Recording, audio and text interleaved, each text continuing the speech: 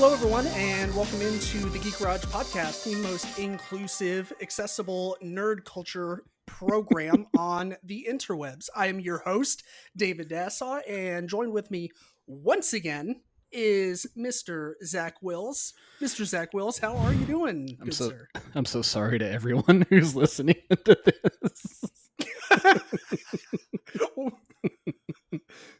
Yeah, we're I wouldn't say we're facing technical difficulties, but there are hurdles to overcome on mostly Zach's end. I'm not to throw him under the bus or anything, but yeah, okay. we're still figuring out to be fair, we did start this venture out right out the gate with video. Like Ted, he only had to deal with audio.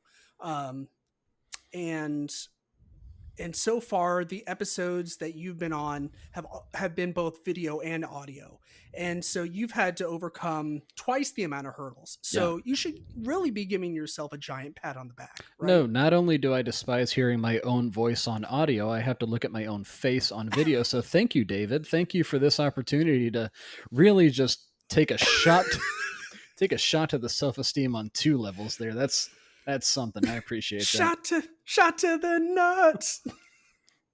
Yeah, pretty much. So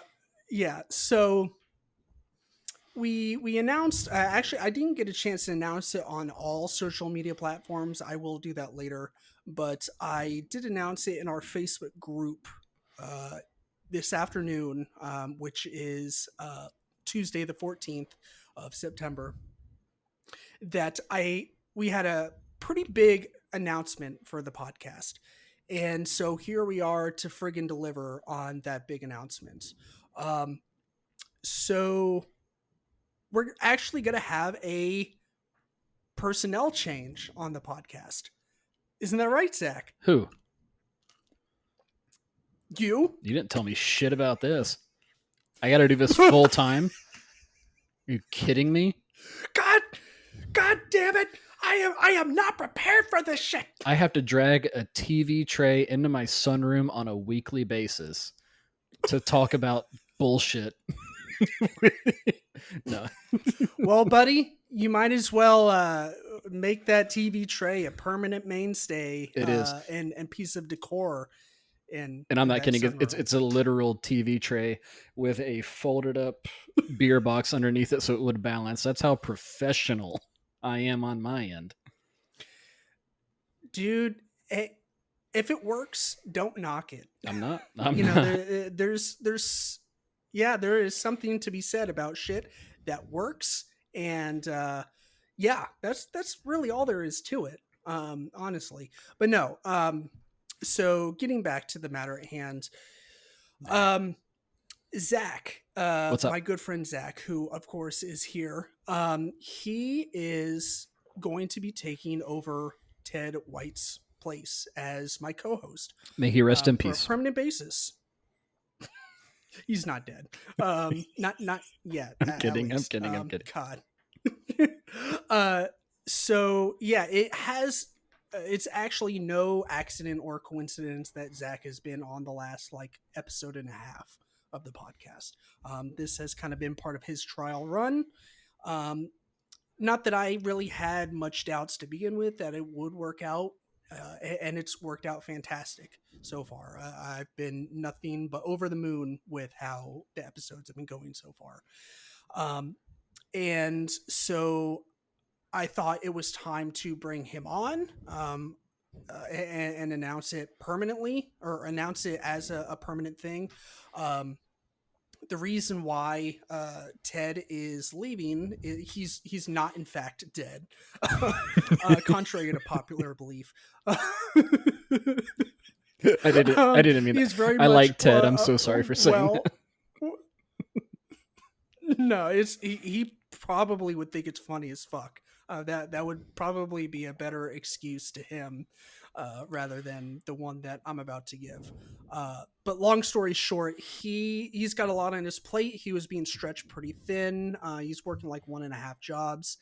And starting in January, he's going to go back for his master's. So he He approached me about it was maybe about a month and a half ago, and just let me know that he was going to have to unfortunately bow out of his co-host role of the podcast. He will still be on a couple episodes in between now and the end of the year, and he will be on intermittently after that. But it definitely won't be like a regular basis, like a regular occurrence. Which is why I needed to go hunt down a new co-host. And luckily for me, because I'm fucking lazy, I didn't have to look very far or very hard for one. It was pretty much as easy as like, hey Zach, would you like to come back on the podcast as a guest? Because I am now back to doing this thing by myself. And he's like, what do you mean by that? And I was like, well, Ted's quitting. And he's like, well, I'll do it. And I was like, that sounds great. That really is how And low the bar was. He's like, "Can you show up on time?" I'm like, "You got it, baby."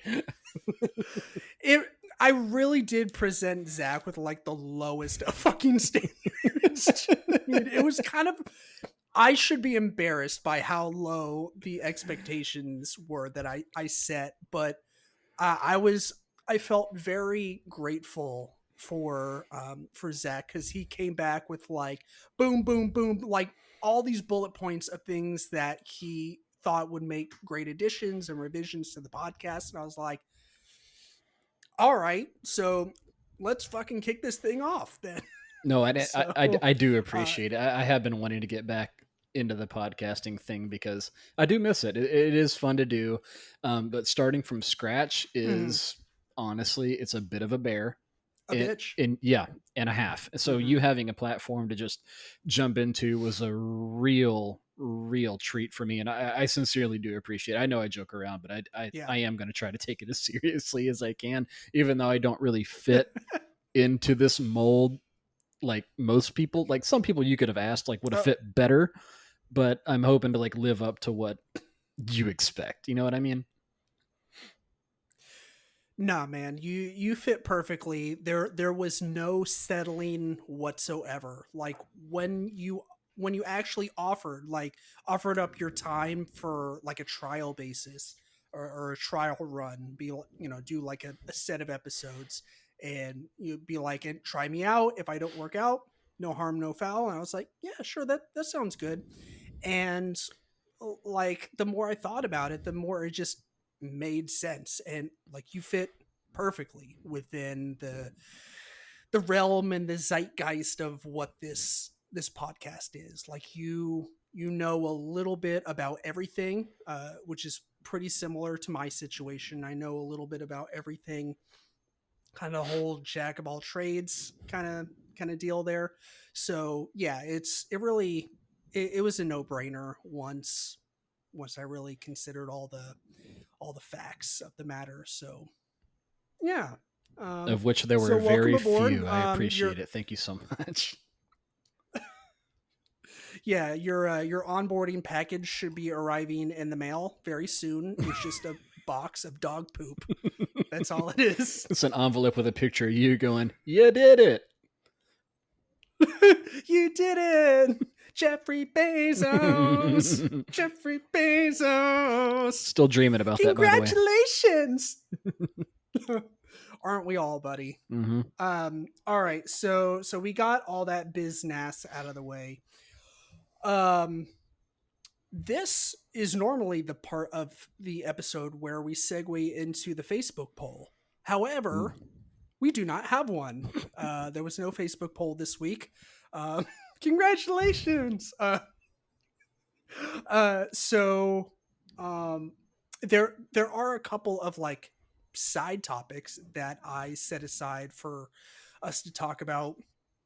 One of them, we both you and I probably don't have a ton to say on the matter, Hmm. which is the Sony PlayStation 5 big live stream reveal event that happened, I think last week sometime, I believe like late last week. And I didn't catch the whole event, but I did catch a couple of game trailers after the fact. Zach, did you happen to watch any of them by chance? I did not know, and I'm someone who's not, or I don't consider myself a gamer. I bought a Switch Right. just so I could play Zelda Breath of the Wild, and I'm going to buy the new Okay. PlayStation just so I can play Hogwarts Legacy. So that's the level of gamer you're getting out of me. I'm willing to try things, but Dude, I'm going to actively seek out that thing. dude, I am right there with you. Like I bought my PlayStation 4 literally for one game. Yeah, yeah. I all I wanted to play was Horizon Zero Dawn. So Mm-hmm. I bought the console, I bought that game, and I was set for like a year and a half. Because so like I think you and I've talked about this a lot on the podcast about me being a bit of a like what I guess what's considered a casual gamer, Yeah. where it's something that you do whenever you think about it and whenever you have the time. Like, you know what, fuck it, like I haven't touched my my Nintendo's got some dust on it, so let's Mm-hmm. dust it off and then play a little bit of video games. Mm-hmm. So I think we both kind of fall under the umbrella of casual gamer, which there's nothing wrong with that. I don't think. Um, I can you tell you know, it's a lot and cheaper. not all of us, not all of us are Michael frickin' Scott. um, but yeah, so there was that event. I forget what they called it. Sony PlayStation live stream, some shit. I don't know, but I'm so professional. So two games caught my eye, and it was the Wolverine game, and the new Spider-Man game, Spider-Man 2, which looks like it's going to have uh, the regular Peter Parker Spider-Man and Miles Morales in the game. Looks like you can kind of like tag team baddies and like beat the shit out of them together. And I was like, hell yeah, like I'm on board with that shit. And I fucking loved the first Spider-Man game. Like I played that thing to death. You've always been a I big beat the Spider-Man game. fan, though, haven't you? Kinda.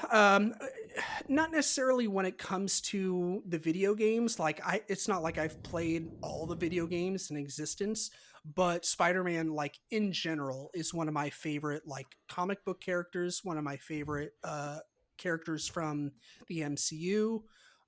It's obviously one of my favorite PlayStation games, and like I guess like comic book character games. Mm-hmm. So yeah, just all around, and I have Spider-Man cosplay, so there's that. Just to lay out all of my nerdy street cred, put it all out there. I cosplayed the first time I cosplayed, like I was still in the process of losing weight, Mm-hmm. so I like I looked trim and like I fit into the suit as long as you didn't look at my gut. The second you looked at my gut, you were like, oh, David's expecting a baby. How precious. Spider Yeah, Dad. I looked. Spider Dad.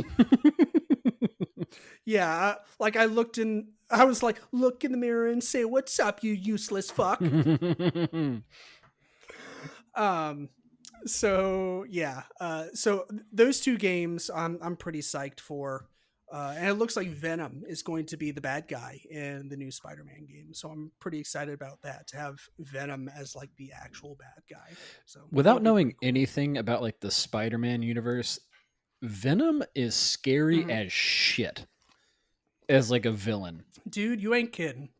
Yeah, he's fucking terrifying. Yeah, as somebody who knows nothing about it, I just like look at that character. I'm like, what do you do with that? I don't.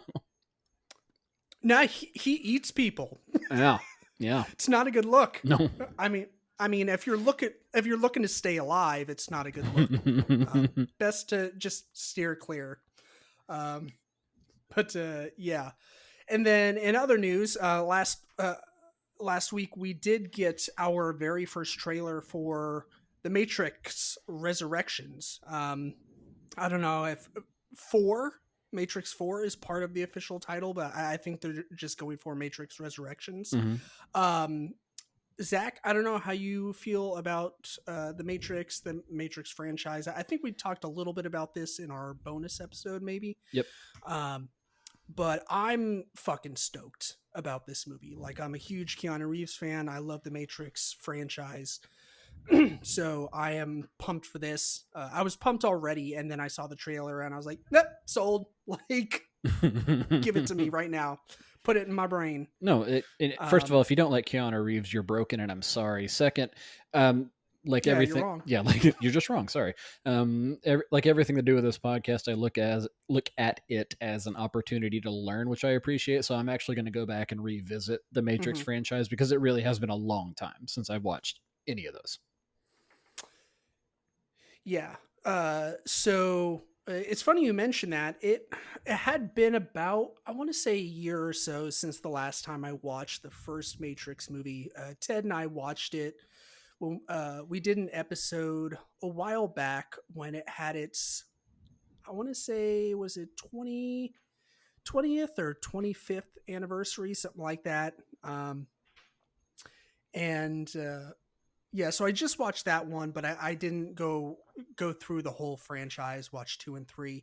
So that's what I'm kind of doing right now. Since I'm working from home, I can kind of have TV going on in the background. So that's what I've been doing. It's just have movies going on. So yeah, I started rewatching those. So Mm-hmm. yeah, pretty excited to revisit the franchise there. So um, but yeah, that's all I got for little side topics and icebreakers. You ready to get into our main events for this evening? Yeah, I got one thing that caught my eye earlier. Ooh, If you'll okay, if you'll indulge me, I gotta find it. please. Uh, Okay. it is unrelated. I can't even find the window where I opened it up. I just thought it was funny. Oh, here it is. White Claw has a new sub beverage coming out called White Claw Surge. And I thought that was fantastic. Uh, White Claw yep. Surge. Let, What? let So me how does this differ from? let me just read you this. Summer Okay. about to be entirely lawless, tweeted at Morning Brew. White Claw surge dropping as Americans are getting vaccinated. Is Thanos getting that last Infinity Stone? There is no way this ends well, tweeted another user. Writer Madeline Wells even discussed the implications of a 2021 White Claw surge. Summer for SFGATE. I don't know what that is, and how she can't wait to down the surge. So yeah, this is boy, just what we needed, I think, after after the year we've had. Thanks, White Claw. That's all I wanted to say. So All right, carry on. so is this like an energy drink version I don't of know. White Claw? I literally saw this in passing, and then I clicked on the link and happened to read it as we were starting up here. I don't know, man. Okay. I just thought it was funny. Well, that's, you know what? As I like to say, that's good news for someone. Yep. Actually, I've never said that before in my entire life, so I don't know why I just lied about that just now. But it doesn't mean that it's not true.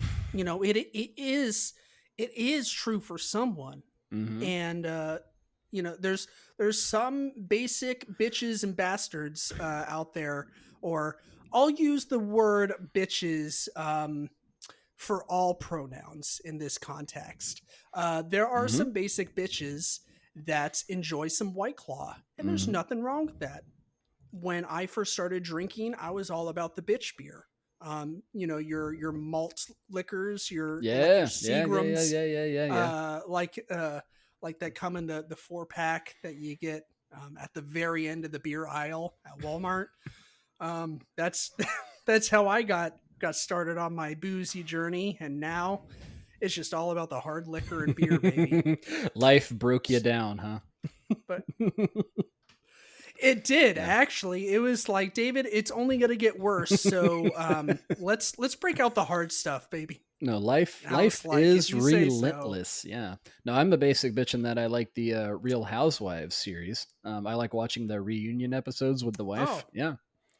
That is some good trash there, bud. You know what? There's nothing wrong with that. We are all entitled to our garbage TV. You know, Hmm. whatever it may be. It doesn't always have to be high art all the time. You know, it can Nope. just be garbage every once in a while. So, anyways, Absolutely.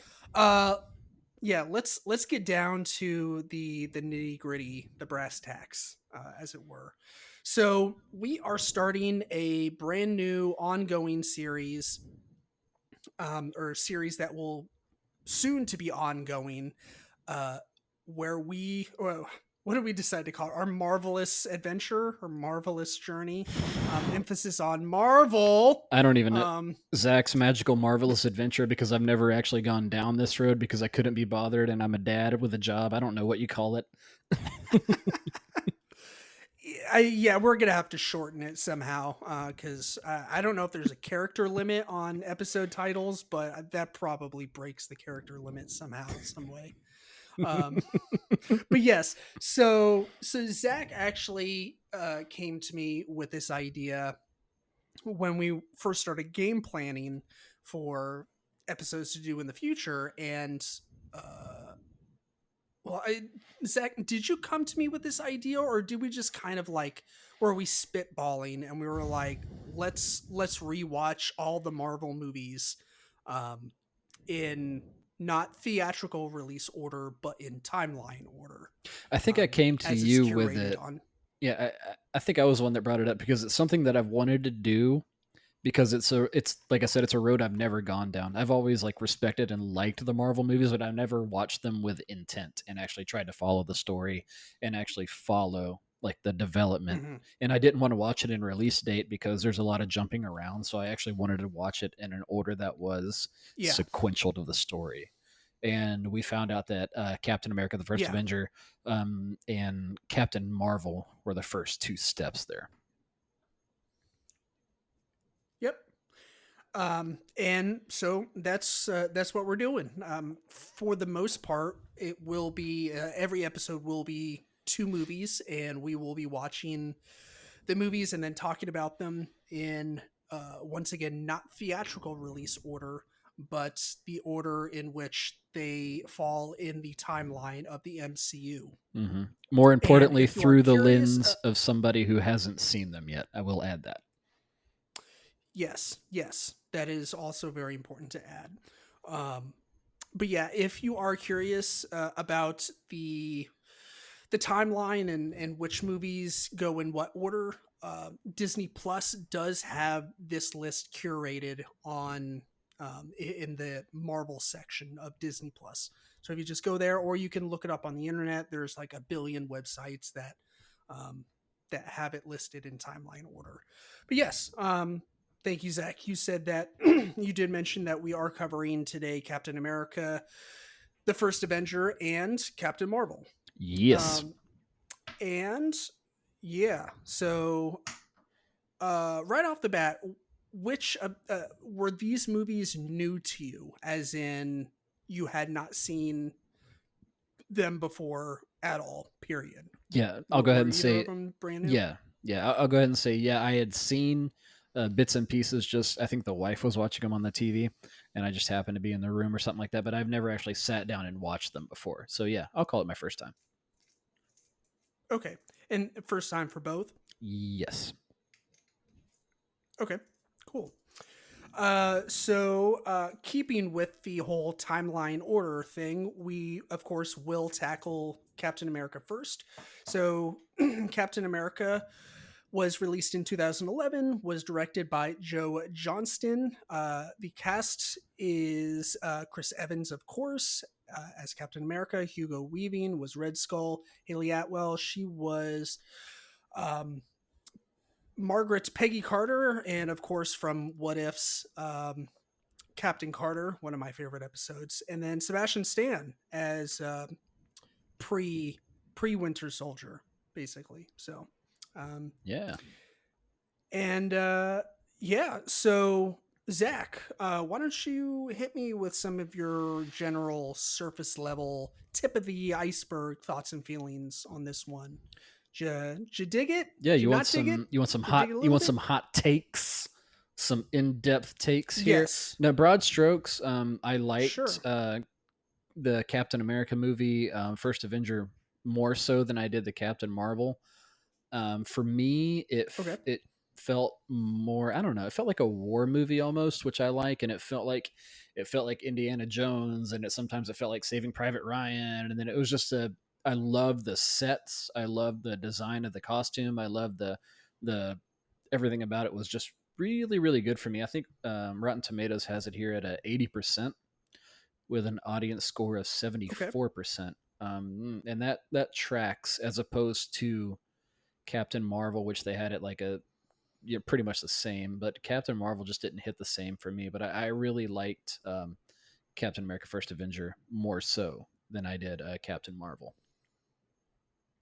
Sure. Just on the Yeah, surface that's level. understandable. Yeah. Sure. Yeah, that I get that. Yeah, that was one thing I meant to do. I meant to go look at the critic scores and the um, audience scores on Rotten Tomatoes. I don't really uh, go to Rotten Tomatoes too often, like the website or whatever, Yeah, I don't to look know. up. I don't know why I went there. I think it's just because we decided as a society that's the barometer. And since I'm new to all this, I just that's where I went. So that's what I'm working with. Yeah, I when it comes to listening to critiques about movies, I generally trust the ones from friends more than critics. Like I Hmm. really don't listen to critics at all. Um, and and yeah, and even friends can be iffy sometimes. Uh, like I have a couple friends on Facebook that they are like legit Facebook friends. Like I'm never gonna hang out with you in real life, but that's besides the point. Like anytime that they go see a movie and they're like, "This was garbage," I'm like, "I'm gonna love that movie."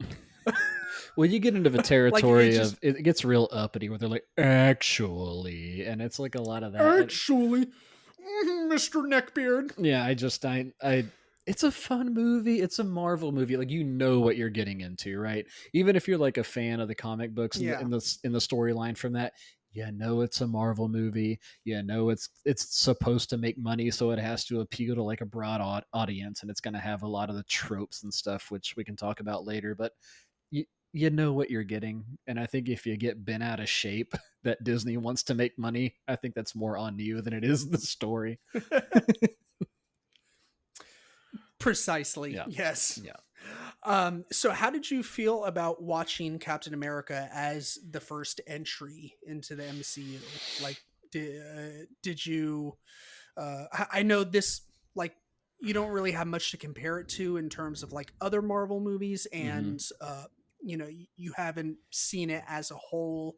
Uh, maybe when it came out in theaters. So your experience with this movie is Uh-huh. fairly limited, but I'm still curious to hear your thoughts on like how you felt about it as like the quote unquote first movie in Yeah, this yeah, yeah, yeah, yeah. timeline. So, Shield Man and the Cube of Destiny.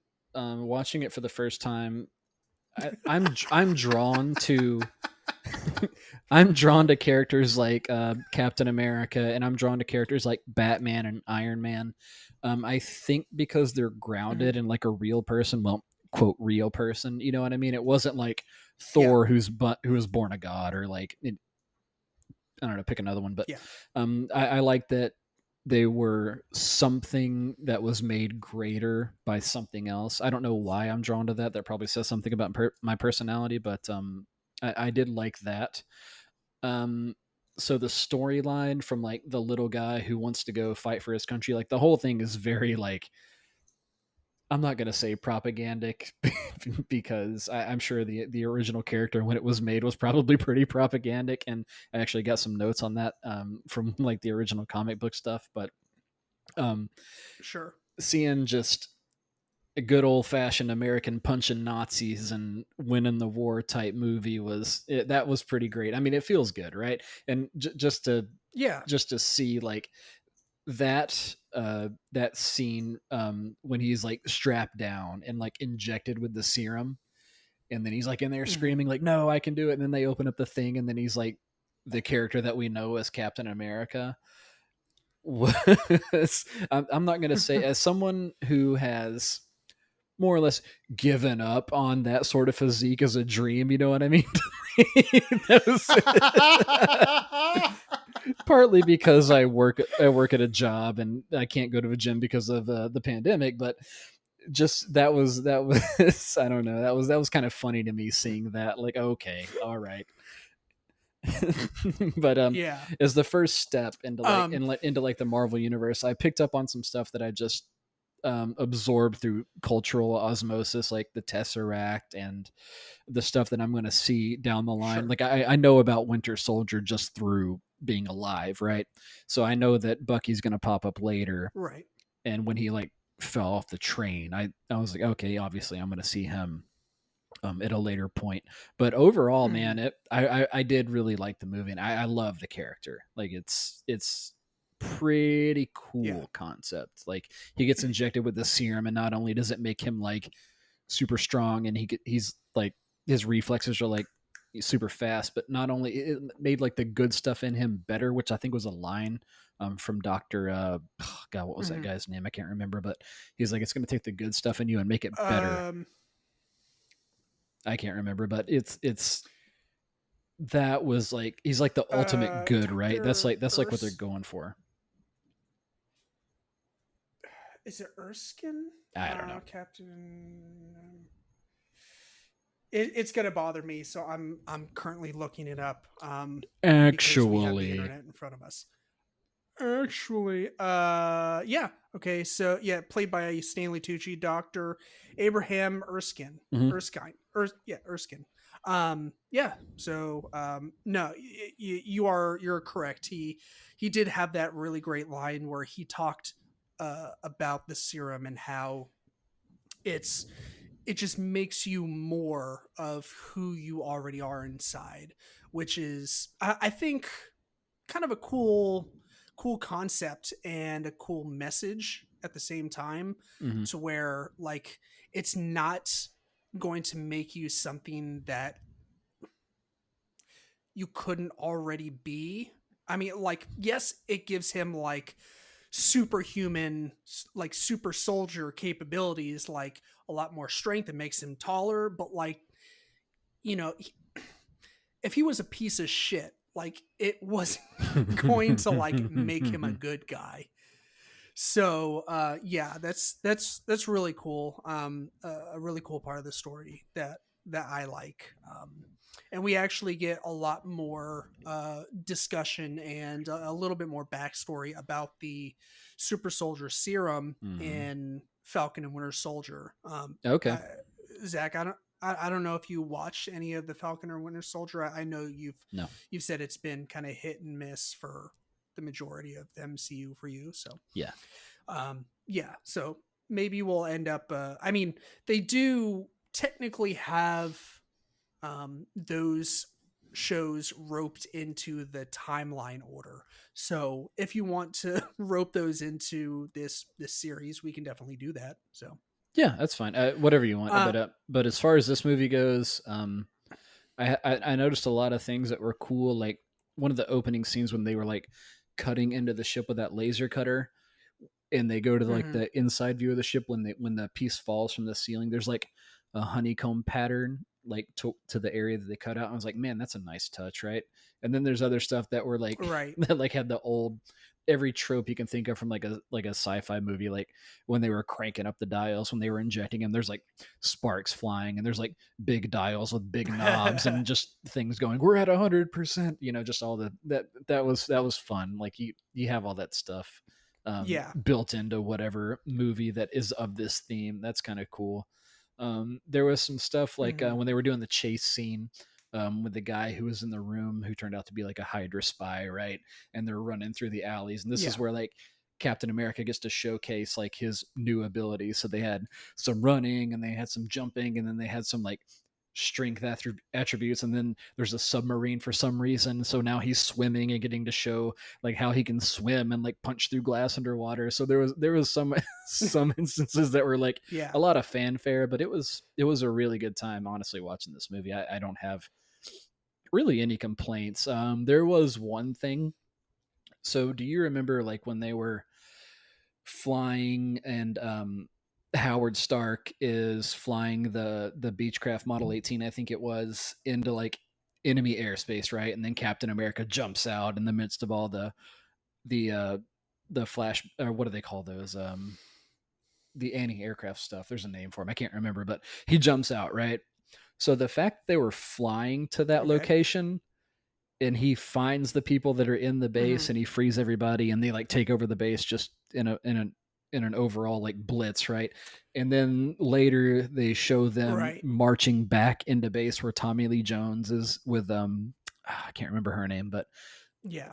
that was a long way, because the fact that they flew to that spot and they're just gonna walk back, that was one thing where I had to like just sort of like try to pick. I understand you have to move the story, right? But I was just like, okay, where's that mini series? Because that had to be a trip, and you're telling me that they didn't lose anybody walking back through the forest in the snow after going through a battle like that. But Yeah, that was I that was didn't just really me. think about Yeah. that. Yeah, I didn't really think about that. I guess in my brain, like, yes, he dropped Steve off via aircraft, Mhm. but in my mind, I was like, it's probably like a 14-minute flight, you know? Like from takeoff to, to parachuting down, or however the hell he exited the plane. I can't remember, but Yeah. yeah, I was like, it probably wasn't that long. So that's kind of, I guess, in my mind, without thinking about it too hard, because I don't really like to think too hard. um, how I justified them, walking back instead of being like, "Hey, Howard, can you pick us back up now?" Uh, but yeah, I mean, hey, if you don't have them walking back, you don't have that triumphant fucking music, Yep. that like that Captain America score. Holy shit, man. Like, that score gives me goosebumps every time I hear it. Oh Like, yeah. it is so epic. Oh Yeah. yeah. It's so great. I love it.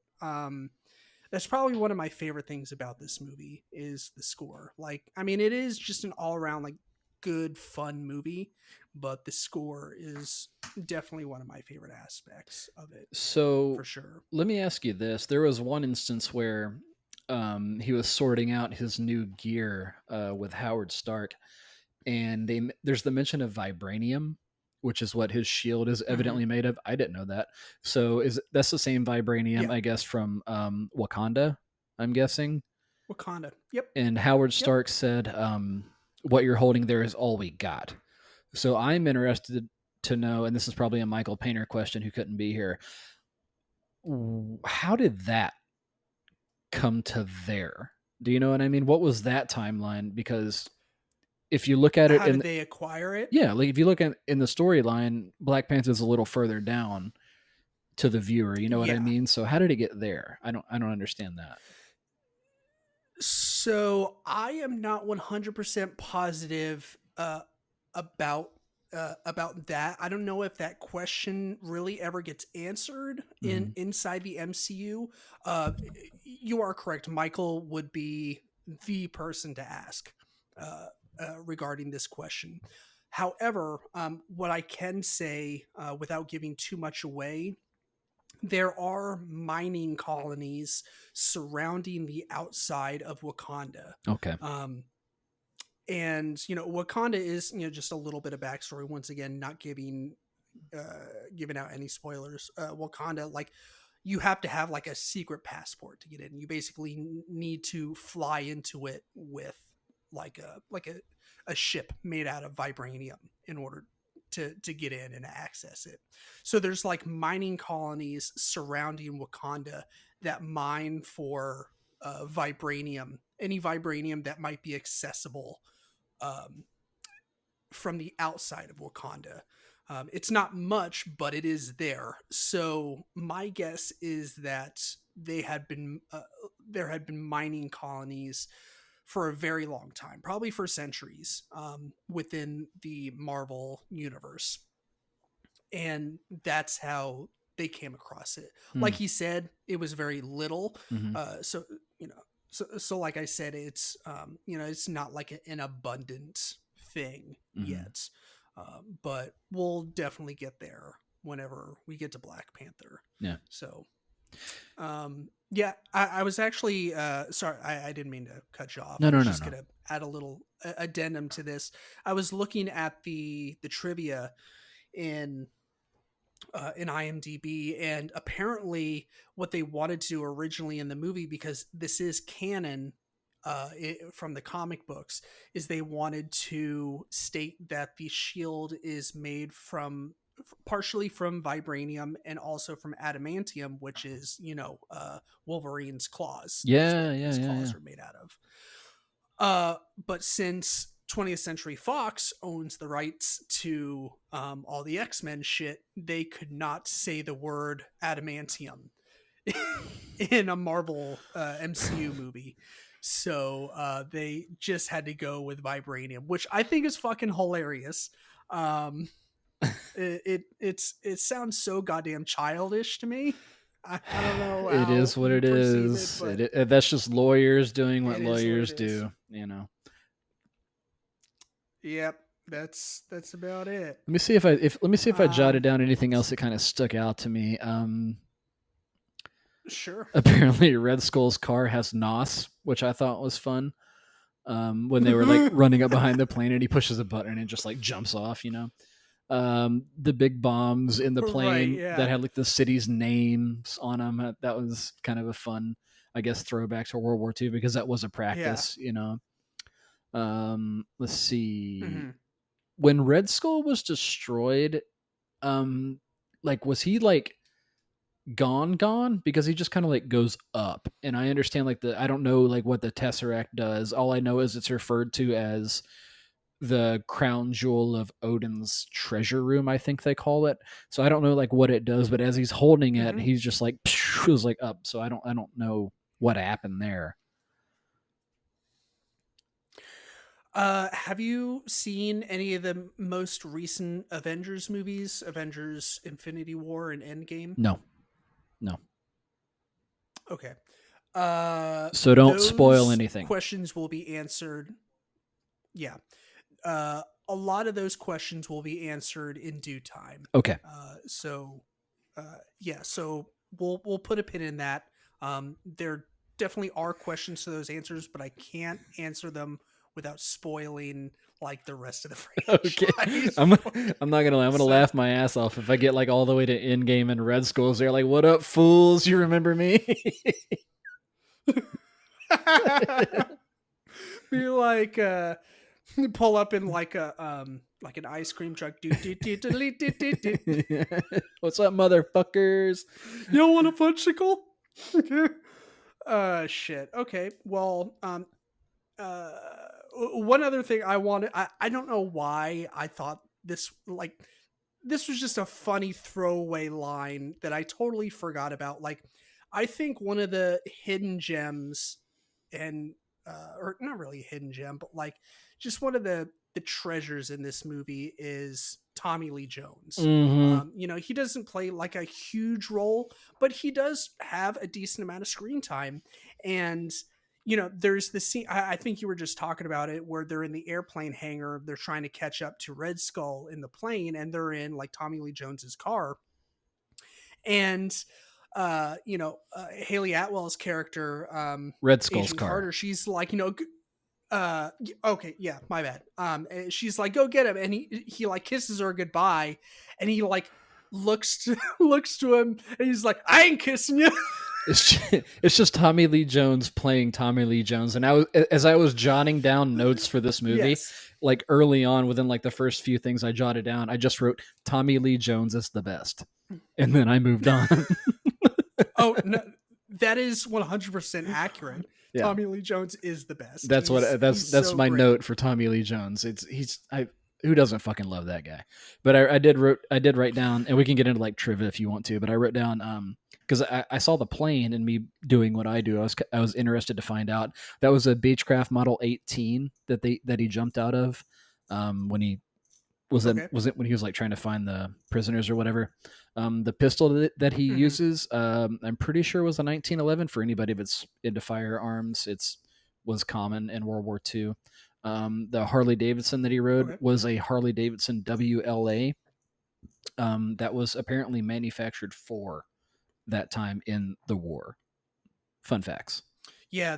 Yeah, Harleys were, from my understanding, they were heavily used in World War II Mm-hmm. times. Yeah. So yeah, good old American iron steel motorcycle, vroom vroom. Guns and motorcycles. I have my guns and motorcycles and manly stuff and semen and Spike TV and Mountain Dew. Fuck you, Hitler. White Claw Surge. New T-shirt idea. Fuck you, Hitler. White Claw Surge. White Claw presents Fuck You, Nazis. That's all you need. Topical. Anyways, we ready to move on to Captain Marvel? Yeah, hit me with that one. This one, Rotten Tomatoes had it at a 79, pretty much the same, with an audience score of a 45. And if I were comparing the two, the clear winner would be First Avenger. This one I did like a lot. If I had to like give this one a kitschy name, like I gave Shield Man and the Cube of Destiny, this one is just like God lady who apparently can do anything. Like I don't understand how you can like get more powerful. Like the fucking stuff that they do with these superheroes is like, how do you get more powerful than the previous guy? Which I understand it's probably something they're working of a story. Each one has their own role to play, and we all work together to defeat the big bad. But man, this one is just like God alien. Really, really fun movie. Who doesn't love Samuel L. Jackson, first of all? And I kept expecting Right. Agent Coulson to go, Mr. Anderson, the whole time. But that was Yeah. it was a good time. I like that one too. I don't have any complaints about it. It was fun. Right. A lot more leaning on the writing and the jokes in that one, but fun. Mm-hmm. Yeah. But yeah, so Captain Marvel, it was released in 2019. Directors were Anna Boden and Ryan Fleck. Cast had Brie Larson, Samuel L. Jackson, Ben Mendelsohn, Jude Law, Annette Bening, and Lashana Lynch. So big old cast. Just like just like Captain America had some pretty big names in it for a Marvel movie. Not like it doesn't deserve big names, but it's kind of cool when they get some recognizable names in there. And but yeah, anyways, uh, yeah, man, like Captain Marvel, I pitted up against Captain America. I really have to say it's a split tie for Think so? me. Like I love them both equally. Like, and for different reasons. Like I think they're both great movies, and I think they both bring something different to the table. Yeah. And you are correct. She is basically like God lady. Like she's like the superwoman of the MCU.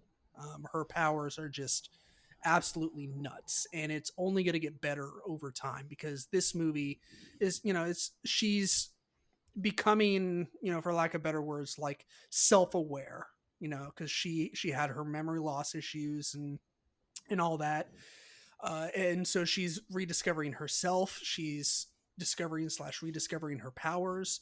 So and then come to find out that the Kree have basically been suppressing her, so that she doesn't get too all high and mighty and just melt the entire fucking planet. Yeah. It was a kind of a very Ender's Game vibe. Did you ever watch that one?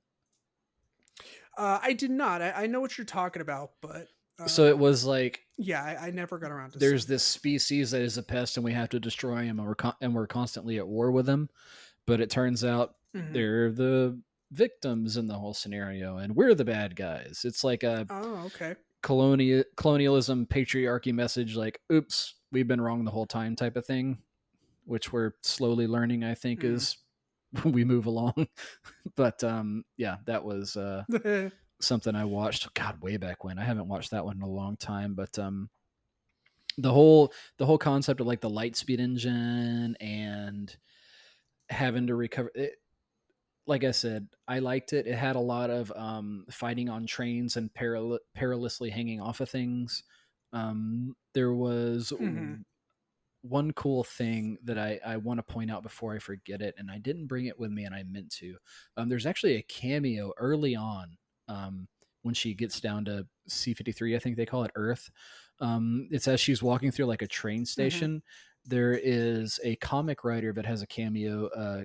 Kelly Sue DeConnick, I think is her name, who wrote a comic called Bitch Planet and is a current writer or was a current writer of Captain Marvel. You can Google her name and find out, but that was like something they threw in there that I thought was kind of cool. And I would have never Oh, caught okay. it until my wife pointed it out. And Huh. I meant to bring it in here with me and show it on the camera, like, hey, this is what she wrote. But yeah, that was one thing they threw in there that was neat. Yeah, that is pretty interesting. I didn't know that. I just knew about the Stan Lee cameo. Of Mm-hmm. course, he made cameos in pretty much all of his movies, and if I'm not mistaken, I believe this was his very last Yeah. cameo. Yeah. In Before he tragically passed away.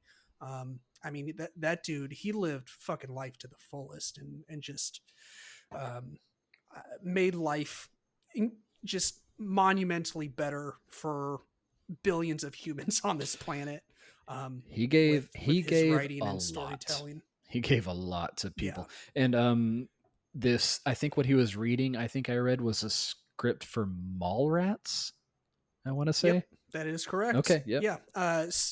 So when he went to shoot that scene, or when the directors went to shoot that scene with him in it, he unfortunately was, with it being his last cameo, obviously he was towards the end of his life. And he actually couldn't deliver those few, he was like rehearsing lines from the script. Like he was supposed to be like this. The scenario is he's on the train, more than likely heading to the mall that they were filming Mallrats in. um and so he's like reading the script and rehearsing the few lines that he has in Mallrats. And what they did was they took that actual line that he says in Mallrats and dubbed it into the movie. So what you Oh. hear him say in the movie is not him, it's his lines from Mallrats, because he wasn't able to deliver those lines himself with like that trademark Stanley vigor that Oh. he usually does. Like he was just too weak, which was kind of sad, but like at the same time, like it was kind of neat that they did that. But like, obviously, just at the end of the day, we're here to celebrate Stanley's life. Like Yeah. he was just the fucking man. Well, that's I And didn't know that. That's special. yeah, it was kind of interesting to learn that. I didn't know that up until uh, earlier today when I was reading some trivia. So that was kind of neat. Yeah. Um, so obviously this movie was full of, like, chock full of 90s nostalgia and throwbacks and whatnot. How did you feel about that? Like, did it ever, at any point in time, did it ever come across as like too heavy handed, where you're like, all right, like enough with the nostalgia, like I get it, this takes place in the 90s? Or were you, did you kind of just take it in stride, like, oh, that's cool, like it's set in the 90s, and I could not whatever. get enough of it. Like from the minute she crashes through the roof of the Me Blockbuster too. video, I am Yep. bout it. I am down to clown. It was so fun. The whole thing was just like when she's Yeah. patching through the payphone, and just everything was just everything was fun about Yeah. it. I did want to ask one Yeah. thing while I'm thinking about it. Maybe you can clear this up. So I took this note, and forgive me. because it Sure. was probably typed in haste. I wrote at the end of First Avenger, the Tesseract is recovered by Howard Stark, which we see like they're like down in the water, and he grabs it with the arm from like the robotic thing in the sea, right? And it says, and I wrote, Right. here it's on board the Kree destroyer in Lawson's lab. Hmm. What is the connection there?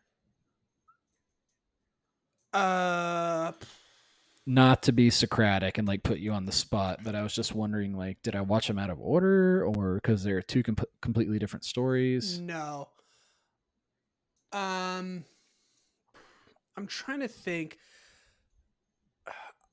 I So the Tesseract does hop around quite a bit in the MCU storyline, and it does a lot of that hopping around in between the first Captain America movie and Captain Marvel, Hmm. because you see like there's the evolution of Shield slash Hydra, Right. and so there's that, and there's the moving of the Tesseract around, so it kind of makes sense for it to for us to last see it in Captain America, in the possession of Howard Stark, and then see it somewhere else. Okay. It's also possible that Howard Stark had passed away. I'm not exactly sure when him and oh shit. Oh, man, I have to always remember that you haven't seen all the movies, so I gotta bite my tongue when I'm uh yeah, okay. So the yeah, I'll just chalk it up to that. Like, the Tesseract does bounce around quite a bit in between those two movies. It's supposed to. Okay. So, um, So hang on. When we're talking about yeah. the Tesseract, are we talking about the Tesseract, or are we talking about like Infinity Stones where there are multiple of? Like I've been watching Loki, been loving that, and apparently the universe is just Mhm. chock a block full of these motherfuckers, and people use them as paperweights in their office and stuff like that, right? So are we talking about like the Yeah, Tesseract, or are there multiple we Tesseracts? are talking. Yes, we are talking about the Tesseract. Okay, That cool. is a very humorous part of Loki, where he opens the drawer and Loki is just staring down at like just just a shit ton of Infinity Stones just sitting there, and the dude's like, yeah, a lot of us use it as paperweights, Uh huh. Right. and I was Loki's mind is just like fucking blown. He's like, this really is where time is monitored. Yeah, Like, this is. I think he says, yeah, "Is this the greatest power in the universe?" And he's staring up at, like that big 1970s sci-fi screen of just like the line across it. So yeah, that's yeah, a whole nother discussion, and I can already tell that this universe gets very complex, and there's probably a lot of different lines leading to the end game and all that stuff. yeah, So I'll get dude, there. I'll get there. yeah, I it's don't want to dive too deep into it. I just want to take these sure. two movies at like face value and like work my way from there. Yeah, no, we'll have to work on that back and forth where you're like, you ask a question and I have to analyze it for a second. Maybe we pass those questions back and forth before the episode, so I have a chance to look at it, and That's my bad. I can be like, no, it's okay. Like, this, like I said, we came up with this idea like a week ago, and there's learning curves, and there's hurdles to be jumped over, so it's all going to be a learning process going forward. It's we're very professional here. Oh yeah, this is a I'm very very professional. You're very fired. well thought out operation we got running here. Ooh, It really is, honestly. since we covered both, you want to get into some fun facts? Did you write down any trivia about either one, either First Avenger or Captain Marvel? um I did take some notes. Let me pull them up here in my iPhone. In your iPhone? Uh, Yeah, my iPhone. I'll start it off if you Let's want, see. because I did Google some stuff about both. This is from a website called Okay. Telltales, and they had just like Okay. 20 facts about either movie that I thought were interesting, because when I started looking into this, there's obviously like a lot of Easter eggs that I'm gonna miss. And since I Right. have the luxury of going back and watching them when they've already been established, I get to look at all the cool stuff that people who are watching it for the first time might have missed. Hmm. Let's see what they start off with, like the captain can't get drunk, starting about First Avenger, which is pointed out in the movie.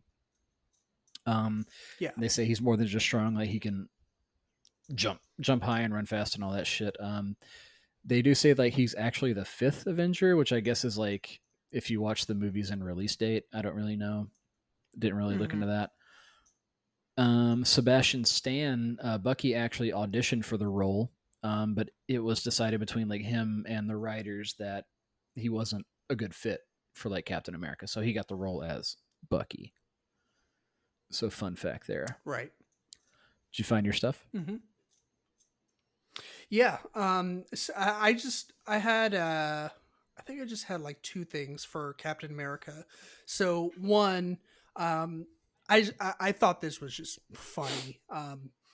And I probably would have done the same thing. So Haley Atwell, who played Peggy Carter, she improvised the her touching his chest when the doors open to reveal him for the first time. You know, all Yeah. big and buff, lean and mean and clean. You know, and she like touches him to Mm-hmm. see like how it feels, and you know, she has that smile, like, "Ooh, he's all real." It, like that was like 100% improvised, and I thought that was like funny and adorable, and like 500 other like feelings that I felt. I was like, oh, that's kind of sweet. How do you But not? yeah, I mean, like I said, I would have done the same thing. Like if I was just standing there, be like, hey, from like one bro to another, I'm never gonna have abs. Let's be real about this shit. I'm never gonna have them. Can I just can I touch? Can I see what they let feel me let like? me let me Because get that let me get some hands on that. yeah. And then the act of quote unquote shrinking Chris Evans to be tiny Steve Rogers uh required shooting all of those scenes 4 different times, which I thought was pretty nuts. Uh-huh. Yeah. Like they had to shoot him with the actors, the other actors, and then shoot him again without the actors. And then like they had to shoot it again, like with him out of it. And just like the other act, like it was crazy. Um, what went into doing that. So I guess it's kind of good that Chris Evans was only shrunk for like the first what maybe 15-20 minutes of the movie or Yeah. so. Yeah. So that's good that they only had to do that for a little bit. um but yeah, that's pretty much all the trivia that I had for Captain America. I don't think I had too much on Captain Marvel. um I have a few more here. Just running down okay, this go list. for it. I looked at a few. So the original character, before he became like an Avenger, the superhero, also fought against, given the times, communism. So during the Cold War, many issues showed him fighting against the USSR, and generally anyone Okay. associated with it. For instance, the legendary like Nazi villain Red Skull turned into a communist villain at some point, obviously to go with the times and the anti-communist sentiment. Hmm. So while the boomers were hiding under their desks for bomb drills, he was fighting the communists. Um, he was the first man on the moon. It's already obvious that there is very little that Captain can't do. I'm just reading. But what few know at Okay. all is that in a comic storyline called House of M, Captain America was the first man on the moon. Fun fact.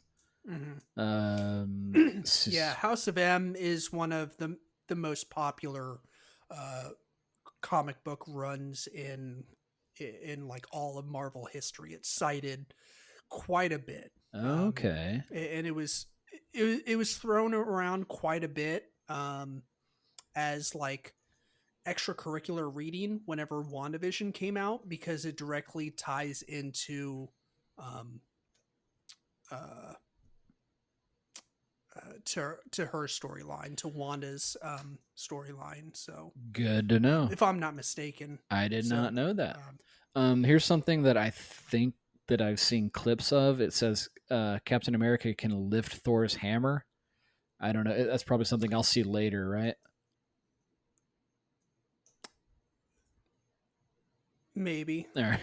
I can neither confirm nor deny those All facts. right, fair enough. But If that is, the way they word it, yeah, Captain America has often been proven worthy of such a privilege. So I think it's like, again, he's that like ultimate good, I guess. Maybe that's how it plays into that. is this comic book lore that you're reading off of or looking into, I or is this like this MCU lore? Because I think this does both. So there's like some comic book stuff in there, and I think it's just like Marvel lore. I don't know that okay, it's specific to either. yeah, when you do that, just going forward, I would be very cautious and trepidatious with what you choose to read because I don't want you to end up spoiling certain things for yourself Yeah, because there are plenty of crossover between the comic books and movies in terms of like what does happen. So I'm I'm still reeling from the word trepidatious. I didn't know this was that kind of podcast, David. it's not a word I get to use a lot, You word and good. you were good. No, hang on. Here's one that I wanted to point out. He was once Cap Wolf, is how they word it. Once Steve was injected with yet another serum that basically turned him into a werewolf. He somehow even Oh, managed to nice. stumble upon none other than Wolverine, and a battle ensued. They say that they don't understand it either. They say that he Hmm. dated Peggy Carter's relatives. So like Peggy Carter was young, and then he slept for a long time and woke up, and then I guess he dated her niece or something like that. I don't really know. Chris Evans Hmm. turned down the role twice. Cap was almost named Super American. Let's see if anything else jumps out. Cap's shield was a different shape originally. It was like a triangular shape, but I guess it like was too much in line with a different hero that Oh, they yeah. had at the time, so they changed it to like the circular shape that we know. Nothing else really jumps out Right. at me on Yeah. this one. I do remember. Yeah, I do remember in the early comic books, he had that triangular looking shield. Like it kind of it came up at a crest Hmm. and then kind of came down and yeah, it was almost like a what is that called? Like a princess cut diamonds or I guess. I I don't know. I don't know my diamonds. Oh, you're not up in I your don't know diamonds, but you why use I words would. like trepidatious. Okay, all right. All right, Mister $10 words, Mister Fuckface. All right, Flaming Dragon, fuckface. What I'm gonna need you to do is take a giant step back and fuck your own face. I don't know what kind of Pan Pacific bullshit you're trying to play here, but All right, get it back on track. Hang on. playa, playa, big dick playa, swinging past your knees. Shit. Okay. Anyways, so what else? Do we have any other final thoughts on these movies before we move on to our shit that doesn't suck segment? No, did you pull anything fun for Captain Marvel trivia wise? I did not, other than that little bit of trivia from other than the Stan Lee cameo Hmm. little bit. Yeah. I did read one funny. It was like another like copyright um, legal issue. What they originally wanted when she crash lands in the blockbuster, Hmm. what they wanted to do was have her, I think she shoots one of her beams at a cardboard cutout of one of the characters from True Lies. Yeah. Originally, what they had planned was for her to shoot a cardboard cutout of Jim Carrey as the Mask, because that was a popular movie at the time. And plus, with the green mask face, he looks like a scroll. Yeah. So that was supposed to be a perfect double sided tie in where, boom, oh, that's not a scroll. Right. But that was another that belonged to another property. I don't know if that's, I don't think it's Fox. It's like Paramount or um Universal, maybe. I can't remember. But yeah, they couldn't secure that, so they had to use something else. So Yeah, I'm actually looking at uh, something here. Same website. Landing in the Blockbuster. She picks up a copy of The Right Stuff, which, if you had a substitute teacher anytime in the '90s, you probably saw this movie. And then it says that she blows up a True Lies standee. It talks a little yeah. bit about the costume colors. Dr. Walter Lawson, I guess, was originally a man. She's obviously a woman in this one. The line that Hmm. Samuel L. Jackson says to young, what's the little girl's name? Oh God, I can't remember. Oh, Maria Rambo. Yeah, only if you learn to glow like your Auntie Carol is Yeah. what he says to the girl.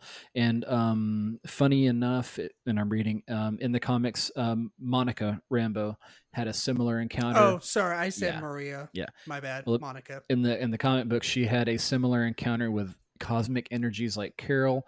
She does indeed become an energy channeling superhero with glowy powers. The ability to fly just like her Very. auntie, and she even takes the name Captain Marvel for some time. So she actually has her own little storyline there. Yeah, you're not going to be able to read really anything without spoiling shit for Oh no, yourself, and because I'm okay with that. that I don't want to. I just don't want to ruin too much in the movie timeline. I don't care you, about like going in like all the history of it and all that stuff. But oh wait, unless that pops up in the movies sure. later. It, not in the movies. In WandaVision, Oh, it okay. kind of comes back. Well, fuck me. Um, but it's such a little thing, you'll probably forget by the time it it comes around and we get to it. So Yeah. um, Let's yeah. see. So Trying to find anything else interesting. Apparently, her call sign on the side of her fighter, Photon, was a pull for Rambo. Was mhm. a pull straight from the comics. Yeah. Yep. Fury, down in Vietnam. While the original Nick Fury starred among the Howling Commandos and World War II, they had to make the timeline match up, so that's why he said back in Nam. Hmm. Let's see. What happened in Budapest stays in Budapest. What do they say about this? Oh, this is more a speculative thing, so they don't really know. And then they talk about Flarks. Yep. So I got nothing else on that, I guess. Cool. Well, thanks for those little trivia factoids. Hey, I had to We're Google gonna them. have to, yeah, we're gonna have to look up some good trivia beforehand for our next two episodes. What are? Nah. Did you look up what are two? Um, Let me pull it up real quick and for my shelf so we can report to the good people that are listening. What in fact are the so we got the first two Iron Man movies Okay. in in line for our next marvelous adventure episode, whenever that will be. We're not doing all of these in a row, like that would just No. be way too much. Yeah. And plus we would miss out on a lot of topical contemporary shit that we want to talk about in the Yeah. process. Yeah. So Yeah. these are going to be like fallback episodes when we're like, all right, there's nothing really going on right now, so we can do Yeah. some of these. Not to sound like lazy not to be assholes. But reductive. I mean, it's still fun for me. right, yeah, oh yeah, yeah, 100%. Now I don't need any excuses to go rewatch Marvel movies that I've seen a billion times. Like I will love I loved them then, I love them now, I will love them until the end of time. And that's all I got to say about that. So, all right, so Zach, What? shit that doesn't suck. Hmm. You want to do it? Yeah, Okay. Do you have something on deck, or do you need me to go first? I do have something. If you're not plugged into it, and I know you are, David, the new season of What We Do in the Shadows. We are 3 episodes into that. Are you caught up on that one at all? So I am not. Of course, we did that watch along Hmm. of What We Do in the Shadows, the feature film. Yeah, this is the series on Wait, Hulu. So if anybody's interested, right. that's what it is. Yeah. Yeah, that is what we are talking about currently. I am not caught up. I watched maybe the first 2 or 3 episodes of the first season, Hmm. and I like it a lot.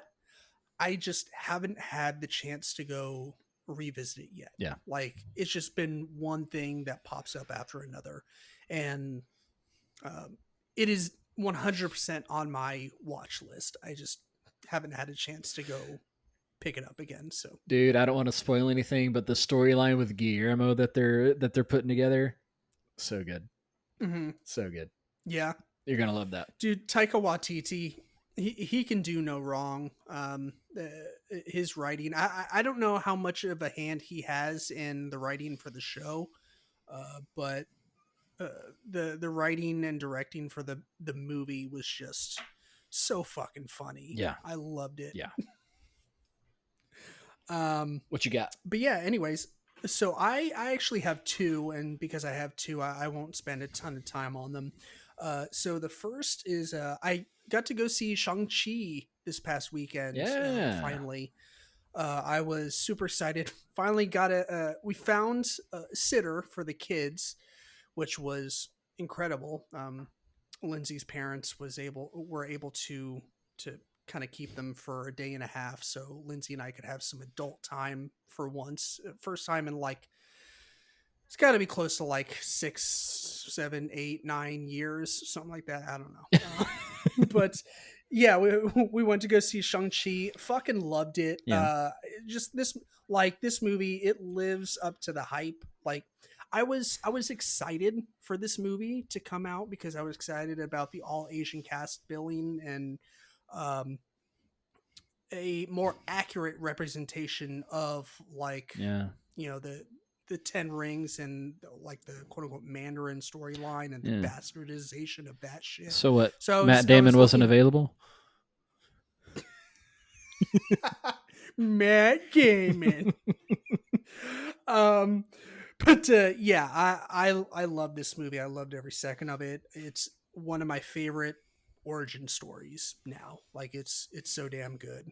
And then second movie is Malignant. It's the current like in theaters and on HBO Max movie that's currently streaming on HBO Max. They have that deal with AT&T, or not AT&T, with Warner Brothers, where uh, one movie every like 30 days comes the same day it hits theaters.